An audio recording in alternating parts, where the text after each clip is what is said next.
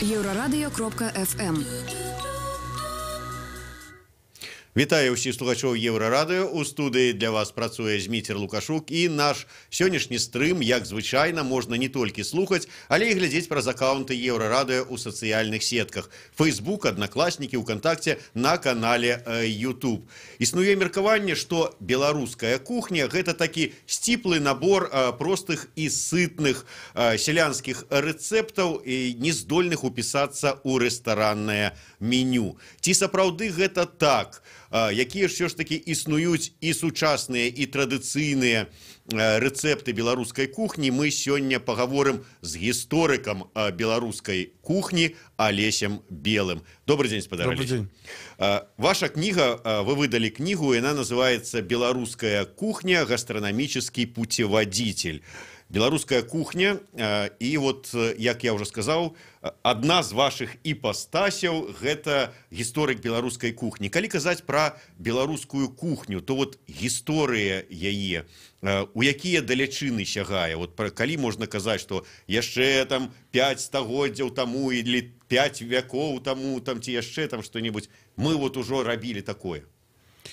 Ну, разумееце, наша кухня, яна не ізаляваная, як і краіна, і ёсць стравы агульныя з суседзямі, радавод якіх налічвае там шмат стагоддзяў. І справа ў тым, што немагчыма і не стаіць такая задача сфармуляваць канон беларускай кухні як набор такіх унікальных страў, якія больш нідзе не сустракаюцца. І такіх вельмі мала, калі б мы паставілі такую задачу. А справа ў тым, што кухня – гэта ж не толькі набор рэцэптаў, гэта яшчэ і калі асабліва казаць пра кухню, якая маркіруе сябе як нацыянальная пэўнай краіны ці там рэгіянальная пэўна рэгіёну, гэта перш за ўсё набор розных цікавостак, розных рытуалаў, розных, скажам, легенд, міфаў, якія робяць яе знакавай. Чаму тая ці іншая страва, там, банальна самае, там, халаднік, там, ці якія-небудзь там клёскі з душамі, што робяць менавіта іх знакавымі, што лучыць іх з такими символичными, з нервами, можно сказать, дадзенай тэрыторыі, дадзенай краіны.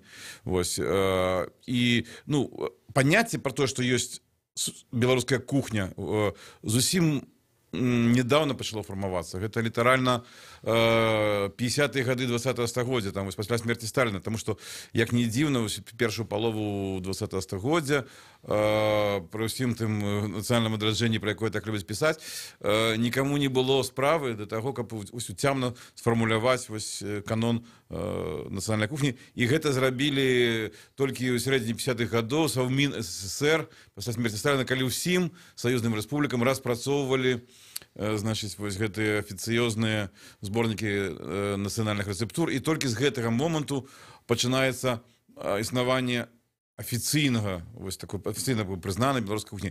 Але гэта ж не значыць, што тыя стравы, якія нават тады адвольна былі дапушчаны ў гэты канон, што яны ўзніклі там толькі ў гэты момант. Пасля смерці Сталіна. Яны ж існавалі, некаторыя з іх існавалі і стагоддзямі дагэтуль, і проста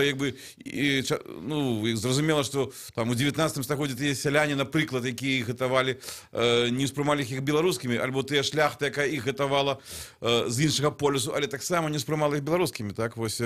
Але яны, безумоўна, ёсць там сотні, там, скажем, такіх вельмі важных знакаў страў, якія вельмі шчыльна і вельмі сімвалічна звязаныя з гісторыяй гэтай зямлі, з гісторыяй краю. І гэта робіць іх беларускімі. І сёння, азіраючыся назад, і праводзіць такую інвентарызацыю гэтай спадчыны, мы можам упэўнена казаць, што гэта нашы стравы.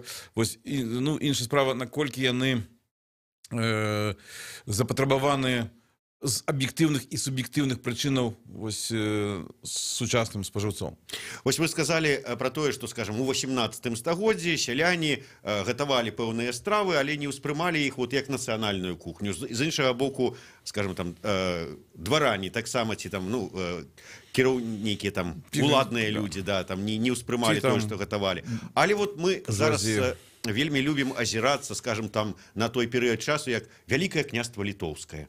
Вот, кажем, это першая там беларуская дзяржава, бо і мова дзяржаўная там была беларуская і гэтак далей. А там, тады, вот, у тыя часы, вы ж архівы вывучаеце, я ведаю, у тыя часы была, існавала нейкая нацыянальная кухня? Ну, ось я люблю прыводзіць гэты прыклад пра мянушку, якая, ну, яна, відаць, была агульная для літоўцаў і для беларусаў, таму што не заўжды гэта падзялялі. Шляхта то была адна і тая ж.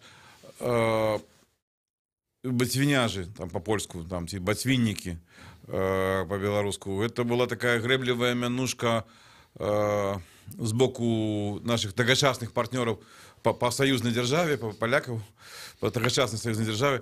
І так яны трохі грэбліва называлі літвінаў, таму што быў такі стэрэатып, што літвіны вось ядуць бацвінні і ледзь не разам са свіннямі, так, вось, бо гэта такая варварская страва, якую там, ну, скажам, вось, прыстойны паляк есці бы не стаў. Хаця з цягам часу гэта размылася, і бацвінне ў выніку ўвайшло ў канон і польскай кухні таксама. Вось, але вось доўгі час, там, скажам, ну, з 17 па пачатак 19 існаваў такі стэрэатып, і вось бацвінне прыклад такіх тыповых страў таго часу. Альбо, напрыклад, там, ну, вось простенькі рэцэпт, там, ну, тушаная капуста з грибамі, так. Ну, вось сустракаецца у актах Магілёўскага магістрату, там, 17 стагоддзя. На самой справе, там, ну, мы можем назваць упэўнена там пару десяткаў, нават, скажем, страў, якія сёння маюць радавод, які сягае часоў ВКЛ, але, як не дзіўна, я пра гэта таксама пішу, вось першы такі свядомы зварот да кухні гэта краю і спробы яго, значыць, неяк абагульніць, неяк стварыць такі канон, які можна было ганарыцца, агульны з Літвой, сучаснай Літоўскай рэспублікай, але гэтыя спробы датычаць 1830-х гадоў, вось это прыватнасці там паэма Адама Міцкевіча «Пан Тадэуш», і некаторыя іншыя творы. Значыць, вось менавіта ў асяроддзі эміграцыі шляхецкай, палітычнай эміграцыі, якая была разгромлена ў паўстанні 1830-31 гадоў і асела там у Парыжы, у Брюсселі, узнікла такая ностальгія да гэтай старой гістарычнай Літвы, і у гэтым сваім ностальгічным звароце да гэтай спадчыны яны пачалі выдзяляць вось гэтую, ну, літоўскую ў тагачаснай тэрміналогіі кухню з агульнапольскай і шукаць менавіта адметнасці мясцовай. І што знайшлі? Вось якое блюда знайшлі, якое там ностальгію іх патоліла? Ну, вось у Міцкевіча ў прыватнасці гэта две такія галоўныя стравы, які па некалькі разоў у паэме згадваюцца. Гэта халаднік, там, хлоднік літэўскі, як ён называў, просто звычайны халаднік з буракоў. Вось, і зразы завіваны, якія там, скажем, і ў біяграфіі Міцкевіча пэўную такую знакавую роль у маладосці адыгралі, і потым вось яны выведзены так, як такая сакрэтная зброя патрыётаў у нейкім сэнсе у самой паэме. Вось менавіта завіваны кручаныя зразы з тонка адбітых пластоў ялавічыны успрымалася тады як тыпова літоўская у такім больш шырокім значэнні, чым сёння літоўская. А закручаная ў што? Закручаная просто, і, ну, туди начинка укручувалася там, наприклад, там. То есть мясо кавалок укручивается. Так. Ну, і ось менавіта зразы такі класічныя былі першымі, уже пазней, як імітацыя, іх узніклі рубленыя зразы, дзе вось гэтая мясная абалонка робіцца з сечанага мяса, з фаршу. Вось. і таксама ў яго нешта ўжо ўкручваецца, але это набывае выгляд такіх шарикаў, галак. Вось. Вось вы зараз падказалі і далі, можна сказаць, у рукі патрыётам Беларусі зброю нацыянальную зразы. Ну, в пэўным сэнсе, разумееце, зброяй ці прыладай для захавання нацыянальнай ідэнтычнасці, такой спакойнай, як бы там, ну, я б назваў это таким папулярным тэрмінам, мяккая сіла, да, мяккая моц. Можа быць любая нацыянальная страва, калі яна менавіта падзяляецца шырокімі масамі людзей як сімвал, і калі вакол яе гуртуецца пэўна сімвалічная салідарнасць. Так? І як не дзіўна, я лічу, што ну, ніводная нацыя не можа менавіта без такіх інструментаў, без рытуалаў штодзённага жыцця, якія маюць сімвалічнае значэнне, усвядомленае для там, сотень тысяч людзей, не можа захавацца. І гэта на самой справе і ёсць самая эфектыўная зброя супроць любой акупацыі, таму што з ёй амаль што немагчыма змагацца. Вот так вот. Мова і нацыянальная кухня – галоўная зброя супраць любой акупацыі. Гэта рэцэпт, так бы мовіць, ад гісторыка беларускай кухні. А дранікі ці дзеруны, як кажуць, вот зараз кажуць, што это вот беларускае, такое ледзь не спрадвечнае блюда нейкае. Ну, правда, спрачаюцца літоўцы з намі, кажуць, не, это наша, і палякі там нешта кажуць. Вот дранікі, вот можна, ці это можа быць сучасныя такія зброя, зразы такія? Ну, у адным шэрагу з іншымі стравамі могуць і дранікі. Просто на дранікі, разумееце, там нейкая гіпертрафаваная нагрузка складалася доўгі час, што, ну, як бы яны выдаваліся за такі, ну, настолькі галоўны ўжо артефакт беларускай нацыянальнай кухні, які просто засмяваў усё астатняе. Ну, я да іх спакойна стаўлюся, як бы там, ну, з пэўнай перыядычнасцю ў нашай сям'і іх гатуюць і ядуць, ну, не злоўжываючы, там і такія звычайныя і надзяваныя там фаршам. І у мяне няма такой, як бы, агрэсіўнага стаўлення, але, ну, тут трэба не быць наіўнымі, разумець, што такая сама страва там под іншымі назвамі там ёсць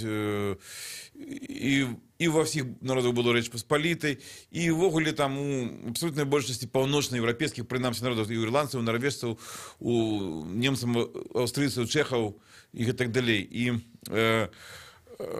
дакладна не варта разлічваць на тое, што там можна кожнаму там госцю з замежжа так прад'яўляць там дранікі у якасці галоўнай візітоўкі беларускай нацыянальнай кухні і пры гэтым яшчэ наіўна разлічваць, што яго можна гэтым здзівіць, так? Ну, бо з вялікай ступенню верагоднасці ён з чымсьці падобным уже ў сябе на радзіме сутыкаўся. Вось, і гэта проста трэба разумець. Але, ну, як частка вялікага комплексу страў нацыянальных, то, безумоўна, і дранікі ў тым ліку. А ваша самае любімае вот, беларускае блюда, вот, можа быць, у кнізе вы яго таксама апісалі. Якое? Ну, разумееце, нават у кнізе там 40, амаль што 39 там, нарысаў пра стравішча, 8 пра напоі. І, ну, мне яны амаль усе, ну, аднолькава родныя. Ну, скажем так, вось, там, нейкім талісманам своеасаблівым нашай аграсядзібы выступае кныш, да, вось гэта такая невялічкі, так скажем, піражок ці булачка такая, як правіла, з дрыжджавога цеста з начынкай, хаця можа быць і з іншых відаў цеста. Вось, гэта як бы тое, што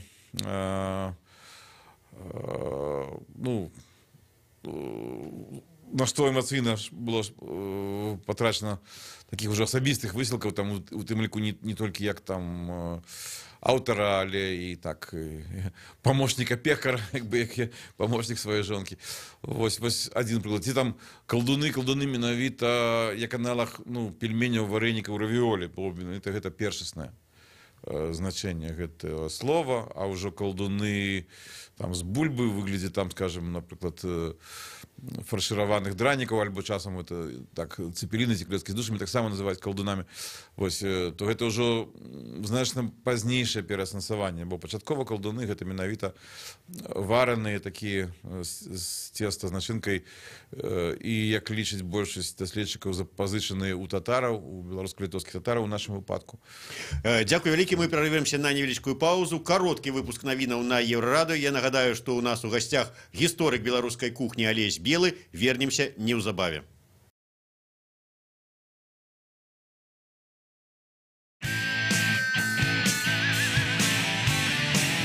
Еўрарадыё. Альтэрнатыўнае радыё.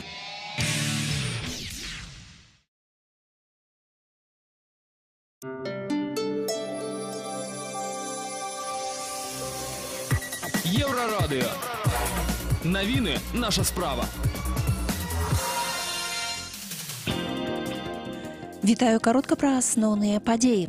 Роўна 5 гадоў таму ў Кіеве пры абароне Майдана загінуў беларус Міхаіл Жизнеўскі. Ён стаў адной з першых ахвяраў падчас украінскай рэвалюцыі годнасці. 22 студзеня 2014 на вуліцы Грушэўскага было супрацьстаянне паміж дэманстрантамі і сілавікамі. Невядома, хто зрабіў ракавы стрэл, але куля трапіла ў сэрца 26-гадовага Жизнеўскага. Сябры распавядалі, што ён прыкрываўся драўляным шчытом. Яны ўпэўненыя, што куля прыляцела з боку сілавікоў. Кіеў развітаўся з беларусамі як з героем, а ў чэрвені 2017-го Міхаіл Жизнеўскі быў уганараваны званнем Героем Украіны. Ён пахаваны ў вёсцы Сцяг працы на Гомельшчыне. Зарэгістраванае сеткавае выданне «Тутбай» галоўная рэдактарка Марына Золатава. Адзначаецца, што ў абноўленым законе аб СМІ такія выданні атрымліваюць усе правы і нясуць абавязкі сродкаў масавай інфармацыі. Нагадаю, што ў студзені сёлета Генпракуратура накіравала справу Марыны Золатавай у Мінскі гарадскі суд. Ёй пагражае як мінімум штрафа, як максімум да 5 гадоў пазбаўлення волі за справу Белта. Ад сёння распачаўся судовы працэс у справе галоўнага патолага-анатама Беларусі, які забіраў 10% заробку санітараў і ўвогуле з 2002 года па чэрвень 2018 года неаднаразова браў хабар. Завуць яго Аркадзь Пучкоў. Цяпер ён ужо былы галоўны патолага-анатам у справе ажно 24 эпізоды хабару ў асабліва буйным памеры.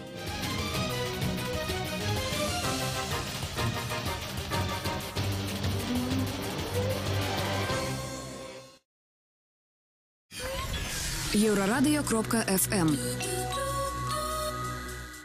Вітаю ўсіх слухачоў Еўрарадыё. У студыі для вас працуе Зміцер Лукашук.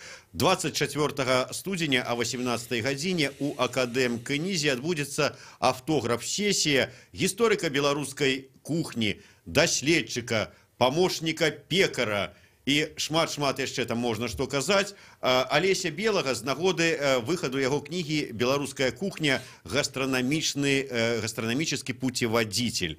Алесь Белы сёння ў нас у гасцях, і от перайдзем нарэшце да вашай кнігі больш так шчыльна, як кажуць.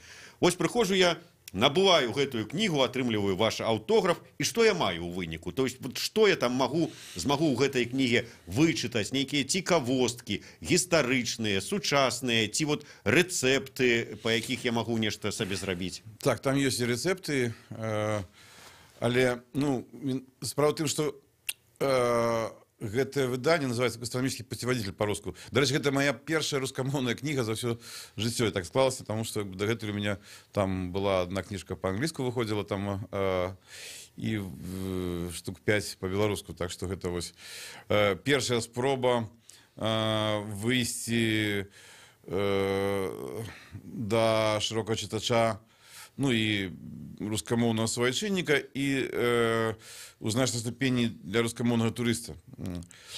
І гэта выданне, так бы мовіць, адпачкавалася, ці як сказаць, гэта адгалінавалася ад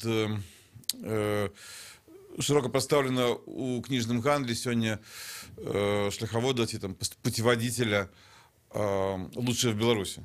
Вось, які ёсць на кожнай запраўцы, там амаль у кожным там шапіку сваю здруку, у кожнай кнігарні, вядома. Это як бы найбольш масавы там турыстычны даведнік пра Беларусь. І вось узнікла ідэя зрабіць спецыялізаваны такі ўжо таксама ў пэўным сэнсе шляхавод, пуцеводитель, але з такім гастранамічным ухілам. Вось. І там асноўная частка гэта нарысы па гісторыі такіх найбольш знакавых, там, ну, на мой суб'ектыўны выбар, за якім, правда, таксама стаіць 20 гадоў даследаванняў. Там 39 ось, вайшло страў і 8 напояў, ну, такіх, ось, в прынцыпе, і звычайных, такіх, як там бярозавік альбо кава, напрыклад, так вось там разглядаецца гісторыя кавы на Беларусі, там, ці там, все просто я казаў уже вось у першай часы, это і там і зразы, і халаднік, там, і бацвінні, і клёцкі з душамі, і так далей. Гэта такі лаканічныя, але вельмі насычаныя нарысы пра гісторыю гэтых страў, які з'явіліся, якое сімвалічнае значэнне маюць для беларускай культуры. І там таксама разглядаецца, як бы, ну, вось, выбіралі не ўсё з маёй багатай калекцыі,